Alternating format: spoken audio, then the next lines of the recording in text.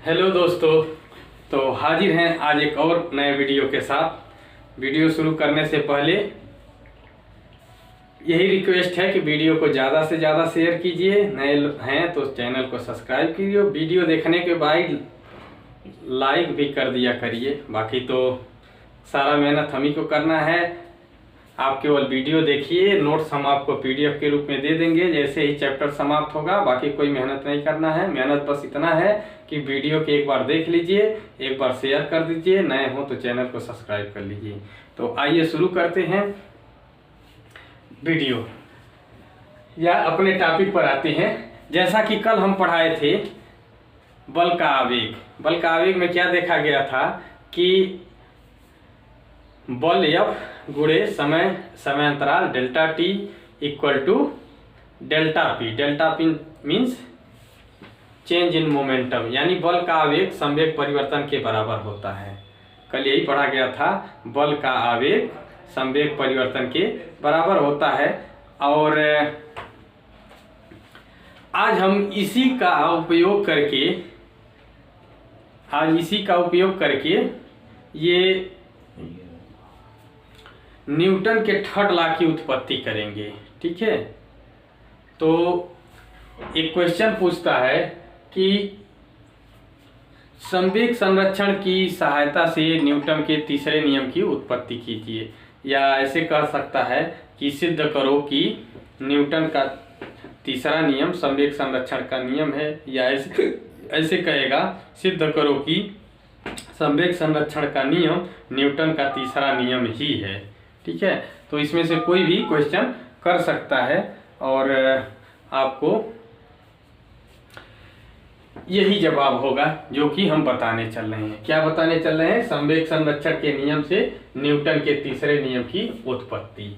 ठीक है, तो आइए मान लेते हैं कि हमारे पास दो पिंड हैं। ठीक है, एक पिंड नंबर यानी दो बॉडी है, बॉडी नंबर 1 और बॉडी नंबर 2। दो पिंड हैं, ये पहला पिंड है और ये दूसरा पिंड है। ठीक है, अब क्या है कि हम जानते हैं कि दोनों बल, ठीक है, दोनों पिंड एक दूसरे पर बल आरोपित करेंगे।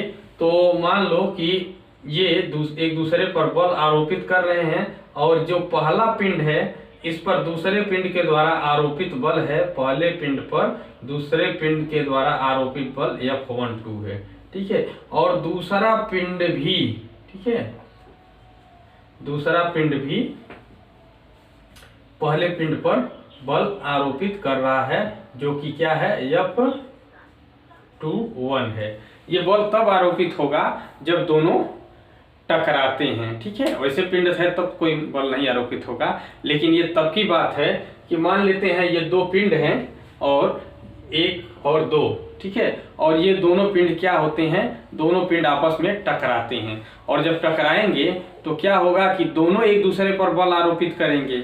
ठीक है, तो मान लेते हैं कि जो पहला पिंड पर दूसरे पिंड द्वारा लगाया गया बल F12 है और दूसरे पिंड पर पहले पिंड द्वारा लगाया बल F21 है। ठीक है, यानी कि ये जो पहला पिंड है इस पर ये वाला जो बल लगाएगा F12 लगाएगा, दूसरे पिंड पर ये वाला बल लगाएगा F21 लगाएगा। ठीक है, तो अब अगर बात करते हैं कि यदि इन बलों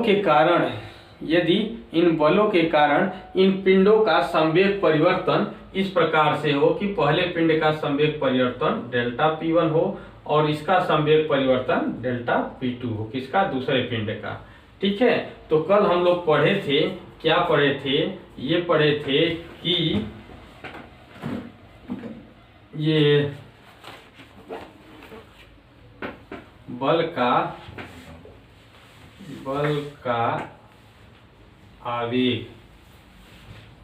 आवेग बराबर संवेग परिवर्तन। ठीक है, कल यही पढ़े थे, बल का आवेग बराबर संवेग परिवर्तन। ठीक, तो इस हिसाब से हम कह सकते हैं कि जो यदि ये दोनों टकराते हैं डेल्टा टी समय अंतराल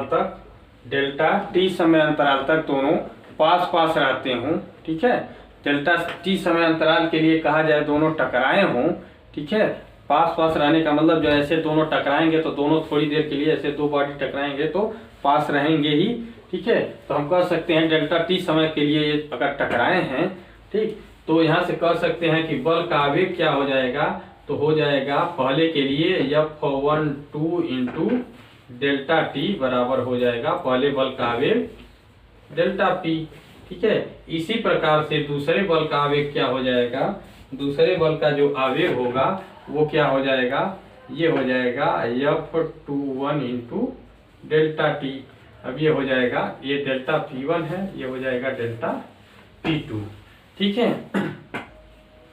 अब अगर बात करें तो अगर आगे बात करते हैं तो ये जानते हैं या ये मान लें, ठीक है, ये बात हम मान लेते हैं कि जब पिंड दोनों आकर के ऐसे टकरा रहे हैं तो डेल्टा टी समय अंतराल तक तो दोनों साथ ही रहेंगे, ठीक है। डेल्टा टी समय अंतराल तक बहुत कम ही समय है, लेकिन कुछ देर के लिए दोनों मिल करके एक साथ एक रहेंगे, ठीक है। जब दोनों मिल करके एक रहेंगे और जैसे कि ये दोनों पिंड जो हैं टकराए तो ये एक वाला और दो वाला, ये डेल्टा टी समय अंतराल के लिए ही सही, लेकिन दोनों एक साथ रहें, और जब एक साथ रहें तो यहाँ पर एक सिस्टम बन जाएगा, ठीक है। और एक ऐसा सिस्टम बनेगा कि जिस पर कोई बाह्य बल कार्य नहीं कर रहा है, कोई एक्सटर्नल फोर्स कार्य नहीं कर रहा है, ठीक है। ऐसे में क्या होगा कि हम कहेंगे कि इसका जो है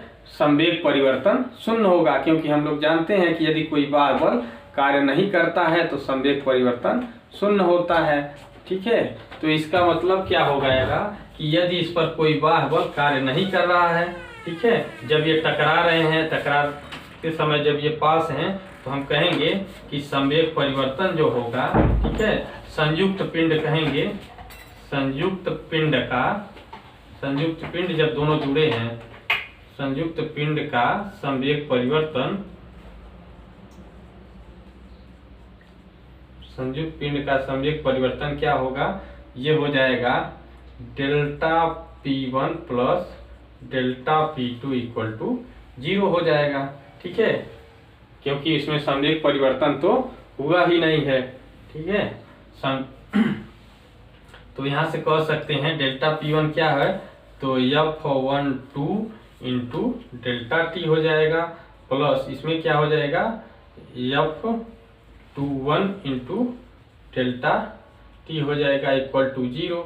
तो यहाँ से डेल्टा टी से सब में भाग दे दें तो ये हो जाएगा F12 plus F21 equal to 0, ठीक है। यहाँ से हम कह सकते हैं कि F12 equal to minus time F21। तो ध्यान से देखें, ठीक है, तो अगर ध्यान से देखेंगे तो यहाँ पर एक बल दूसरे बल के बराबर है और माइनस साइन ये प्रदर्शित कर रहा है इस बल की दिशा पहले बल के विपरीत में है। यही तो न्यूटन का तीसरा नियम भी कहता है कि जब हम किसी वस्तु पर कोई बल लगाते हैं तो वह वस्तु भी हमारे ऊपर उतना ही विपरीत दिशा में प्रक्रिया बल, ठीक है, प्रतिक्रिया बल लगाता है, रिएक्शन फोर्स लगाता है। एवरी एक्शन फोर्स है जे रिएक्शन फोर्स।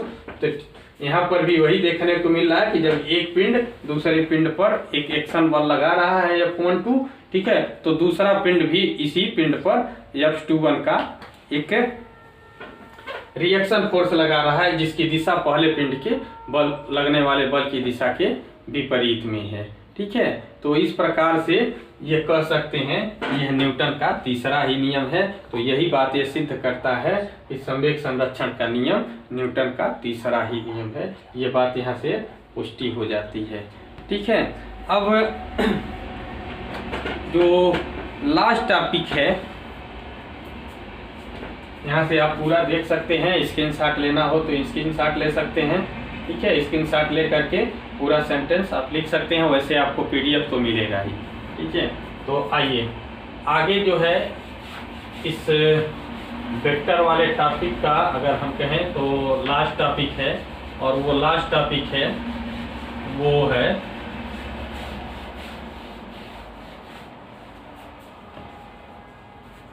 बल के आवेग का अनुप्रयोग, बल के आवेग के अनुप्रयोग, अनुप्रयोग क्या है या उदाहरण पे हैं, उदाहरण कह देते हैं, उदाहरण, ठीक है। एग्जाम्पल ऑफ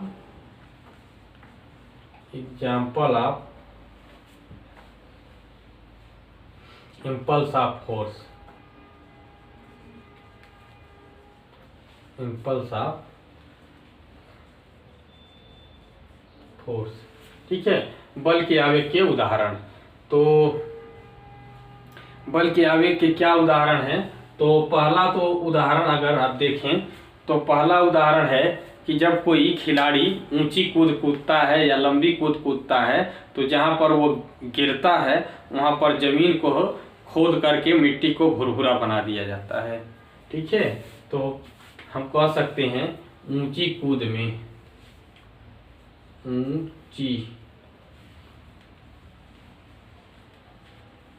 ऊंची कूद में क्या देखने को मिलता है कि जहां पर खिलाड़ी गिरता है, अगर इस पर गिरता है तो इस मिट्टी को खोद करके हम लोग कुछ गहराई तक भुरभुरा बना देते हैं।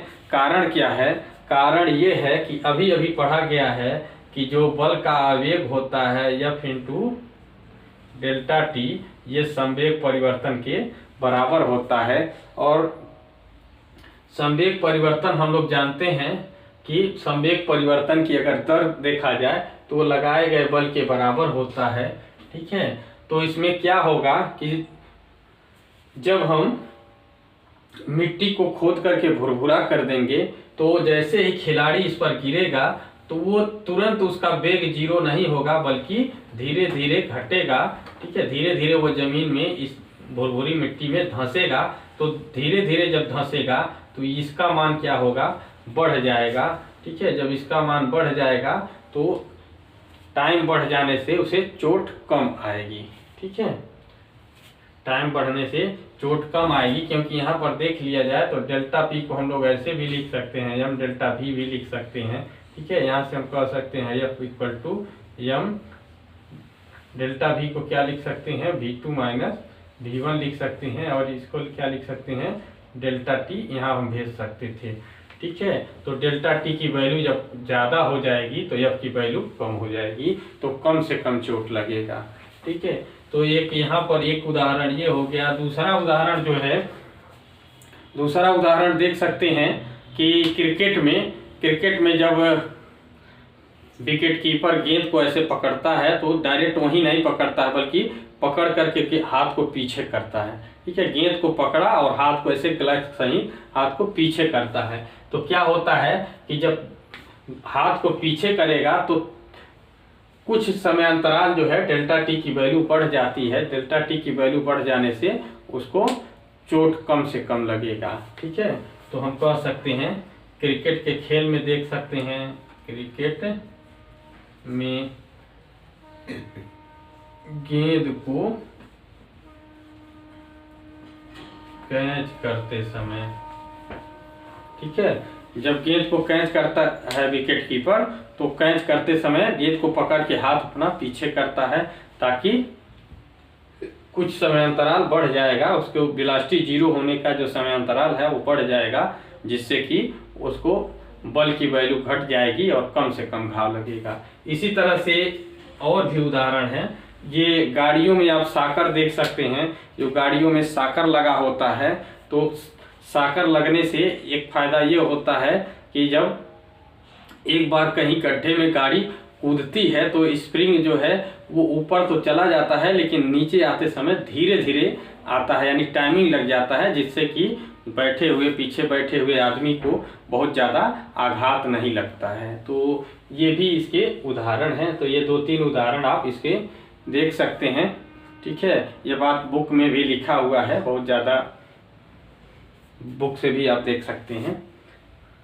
अब एक लास्ट इसमें बचता है और वो है लास्ट टॉपिक, गति के समीकरण, ठीक है, equations of equations of motion.